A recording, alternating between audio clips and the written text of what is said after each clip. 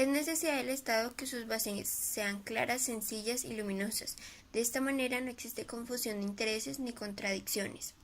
Siendo estos los principios netamente necesarios, los líderes deben ser rectos, sencillos y, a causa de su misma sencillez, difíciles de engañar. Siendo el Estado manejado con sabiduría, serán necesarias pocas leyes, y cuando sean necesarias, estas leyes serán aceptadas universalmente. Sin embargo, cuantos más vínculos sociales comienzan a debilitarse, el Estado comienza a languidecer, y los intereses particulares comienzan a hacerse sentir sobre el bien común, alterando el bien general.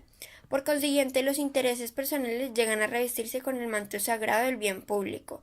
Es entonces cuando la voluntad general se desvanece.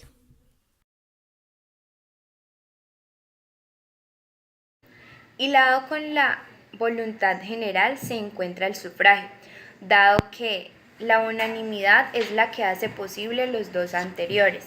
Tomando como ejemplo a Roma y los plebiscitos realizados en ellos, tomamos que en primera medida se resaltaban o representaban una voluntad general y un solo interés al momento del sufragio.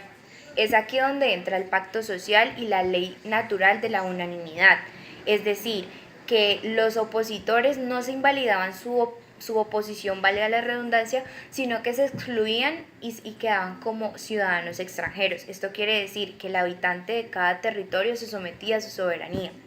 Es aquí donde entra en controversia la libertad del hombre y al verse sometido a una soberanía. Sin embargo, se le da respuesta sabiendo que la voluntad constante del Estado es voluntad general. Por otro lado está la construcción y realización de leyes, donde no se ubica en aprobar o rechazar una ley, sino en estar en conformidad con la voluntad general y la necesidad de todos. Capítulo 3 de las elecciones. En los nombramientos del príncipe y de magistrados se puede proceder de dos maneras, por elección o por suerte. Aquí cabe resaltar que el sufragio está netamente dedicado a los talentos propios y la suerte es a quien necesita justicia e integridad. La elección por suerte en la democracia se son todos iguales en talentos, por tanto la elección es transparente.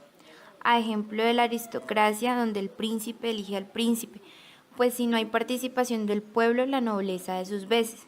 A lo contrario de la monarquía, que no cuenta ni con elección por suerte ni por sufragio, ya que el monarca es quien decide por su gobierno. Capítulo 4 de los romanos. Se definen como conjeturas la mayoría de partes que se dicen de tales tiempos. Sin embargo, su origen es indiscutible, gracias a las tradiciones que se remontan a tales orígenes. De esta manera, se hizo la investigación de cómo el más poderoso pueblo de la tierra ejercía el poder supremo. Ha de conocerse a la fundación de Roma la República naciente, que fue organizada y dividida en tres ocasiones. La primera está compuesta por los albanos, sabinos y extranjeros. A partir de esta surgió un breve inconveniente. Los albanos y sabinos pertenecieron al mismo estado, en tanto que los extranjeros crecían sin cesar por el concurso continuo de otros, no tratando de sobrepujar a los demás. Para remediar este peligroso abuso, Servio cambió la división, sustituyendo la raza que abolió por otra sacada de las ciudades ocupadas por cada tribu. En vez de 3 tribus hubo 4, a cada una de las cuales ocupada por una de las colinas de Roma. Llevaba su nombre. De esta manera, remediando la desigualdad presente, la previno para el provenir y al final de dicha división no fue solamente de lugares, sino también de hombres.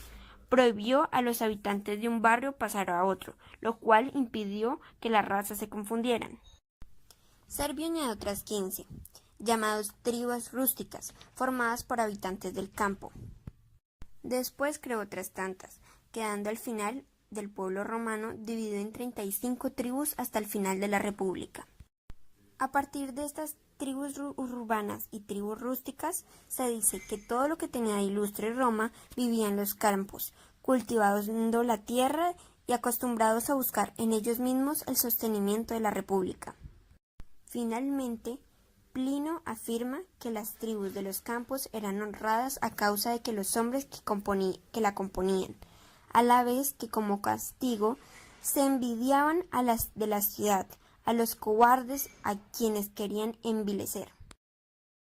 Siendo las anteriores las diferentes divisiones del pueblo, los efectos que ejecutaban estas mismas en las asambleas se veían en las reuniones ordinarias de la Plaza de Roma y en el Campo de Marte, donde ninguna ley era sancionada, y como no había ciudadano que no estuviese inscrito en una curia, en una centuria o en una tribu, siguiese de ello que nadie estaba excluido del sufragio y que el pueblo romano era de hecho y de derecho verdaderamente soberano.